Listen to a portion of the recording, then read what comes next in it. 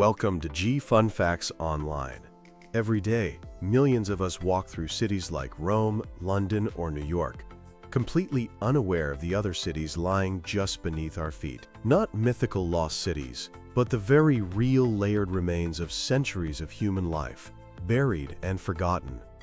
For archaeologists, these urban environments are some of the richest, but also the most challenging sites on Earth. Today, we're exploring the incredible technology that allows us to excavate these cities beneath cities, peeling back the layers of time without bringing our modern world to a standstill. It's a story of ground-penetrating radar, artificial intelligence, and robotic excavators, revealing the soul of our urban world.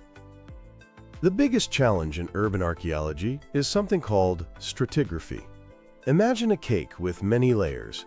The oldest layer is at the bottom, and the newest is at the top. An ancient city is just like that. A Roman road might be buried beneath a medieval marketplace, which in turn is covered by the foundations of a Victorian factory, all of it now sitting under a modern skyscraper. Each layer tells a story. But unlike a cake, this stratigraphy is a chaotic jumble. Centuries of building, demolition, and rebuilding have mixed these layers up. And woven through it all is a modern web of subway tunnels, water pipes, sewage systems, and fiber optic cables. You can't just start digging with a shovel. You might hit a high voltage line or flood a subway tunnel. This is what makes urban archaeology a race against time. When a new construction project begins, like London's massive Crossrail project or Rome's new Metro C line, archaeologists are often given a very limited window to survey and salvage whatever they can before the concrete is poured. The finds can be staggering.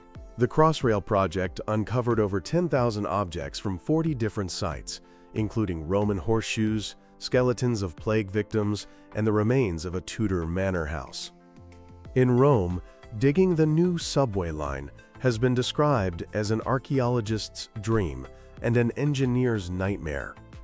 They've unearthed entire Roman barracks, complete with mosaics and decorated rooms, and a 2nd century house containing the skeletons of pet dogs.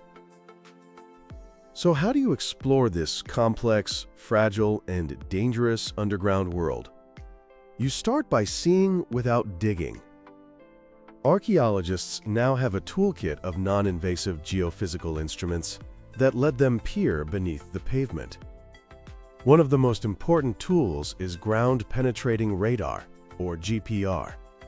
Imagine a small cart that you push along the ground, like a lawnmower. This cart sends pulses of radio waves down into the earth. When these waves hit something, a buried wall, a void, a change in soil type, they bounce back up to a receiver. The time it takes for the signal to return tells the GPR how deep the object is. By moving the cart back and forth across an area, you can build a 3D map of the subsurface. It's like a medical ultrasound for the ground. GPR is fantastic for finding the outlines of buried structures, ancient roads, or even large tombs. However, it has its limits.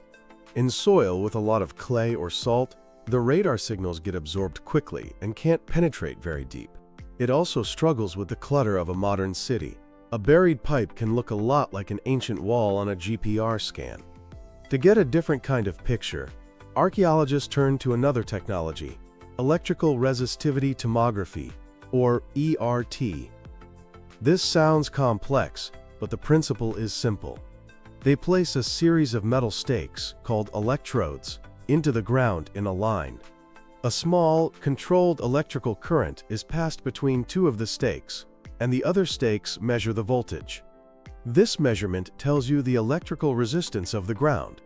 Different materials have different resistance. Solid stone from a Roman wall is highly resistive. Damp, compacted soil is less resistive. A water-filled ditch or an empty tomb has very low resistance. By taking hundreds or thousands of these measurements between different pairs of electrodes, a computer can build a 2D or 3D cross-section of the ground, showing a detailed map of its electrical properties. Combining GPR and ERT data gives archaeologists a much more confident picture of what lies beneath before they ever break ground.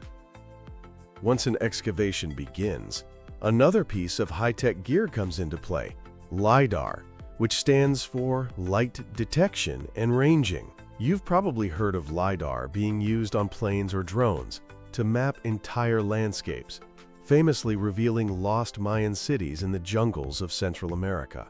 But in an urban dig, LiDAR is used on a much smaller scale. An archaeologist can set up a terrestrial laser scanner on a tripod. This device spins around, firing millions of laser pulses every second. By measuring the time it takes for each pulse to bounce back, it creates an incredibly precise 3D point cloud of the excavation pit.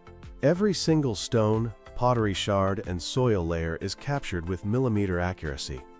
This is a revolutionary leap from the old methods of hand-drawing maps and plans. These digital models can be analyzed later, shared with colleagues around the world, and they preserve a perfect record of the site at a specific moment in time, a snapshot that is destroyed as the excavation continues to a deeper layer. But what if we could take technology a step further? What if machines could do the digging itself? This is where the future of robotics and archaeology gets really exciting. Excavation is physically demanding, slow, and sometimes dangerous. Robots have the potential to take over the most difficult tasks. Imagine robots that can work in unstable soil without risking a human life, or tiny robots that can crawl into ancient drains, or burial chambers that are too small or fragile for people to enter. Researchers at Leiden University are developing this very concept. They have a prototype archaeological robot, playfully nicknamed the Excavating. While its name might have started as a joke, the science behind it is serious. The goal is to create robotic systems that can carefully remove soil, sort it, and maybe even use sensors to distinguish between a rock and a piece of ancient pottery. In the future, we might see fleets of small, autonomous robots working together on a site 24 hours a day, meticulously digging and recording their findings with a level of precision we can barely imagine. This doesn't mean robots will replace archaeologists. Instead, they will become powerful tools, freeing up human experts to focus on the more complex tasks of interpretation and analysis. And for that analysis, archaeologists are increasingly turning to artificial intelligence.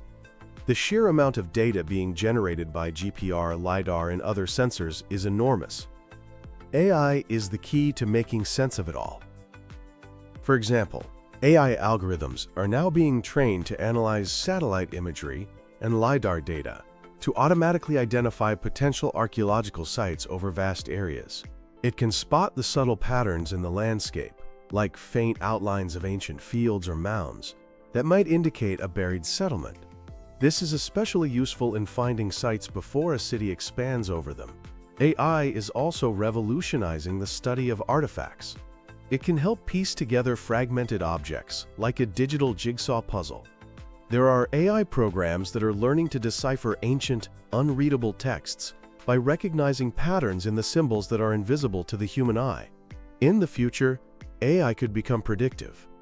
By analyzing data on where sites have been found in the past, looking at factors like proximity to ancient water sources, soil types, and elevation, AI models could predict where new archaeological remains are most likely to be found. This could transform urban planning, allowing cities to grow while intelligently preserving their heritage. So we have technology to see underground, technology to document excavations in 3D, and the future promise of robots to do the digging and AI to do the analysis. What's the ultimate goal? For many, it's the concept of a virtual excavation. Imagine being able to explore an entire buried city without ever lifting a spade. By combining the data from GPR, ERT, and other non-invasive techniques, it may one day be possible to create a complete, scientifically accurate 3D model of a buried landscape. You could put on a virtual reality headset and walk through the streets of Roman London as it exists, perfectly preserved, 5 meters below the modern city. This would not only be a revolutionary research tool, but also a powerful new way to connect the public with the past. We're already seeing the beginnings of this with digital outreach. The discoveries from London's Crossrail project are available online as virtual tours. In Rome, they are building what they call Archaeology stations. At the San Giovanni metro station, commuters can see the actual layers of history exposed behind glass walls, with artifacts displayed right where they were found. It turns a daily commute into a journey through time. The technology of excavating cities beneath cities is doing more than just enriching our understanding of the past. It's forging a stronger connection to the places we live. It reveals the deep, continuous story of our urban environment, fostering a sense of identity. As our cities continue to grow, the importance of understanding and preserving their buried past will only increase. These technologies allow us to read the autobiography of our cities, layer by fascinating layer. It's a journey into the heart of the urban world, revealing not just where we came from, but a fundamental part of who we are today. Thanks for listening to Fun Facts Online.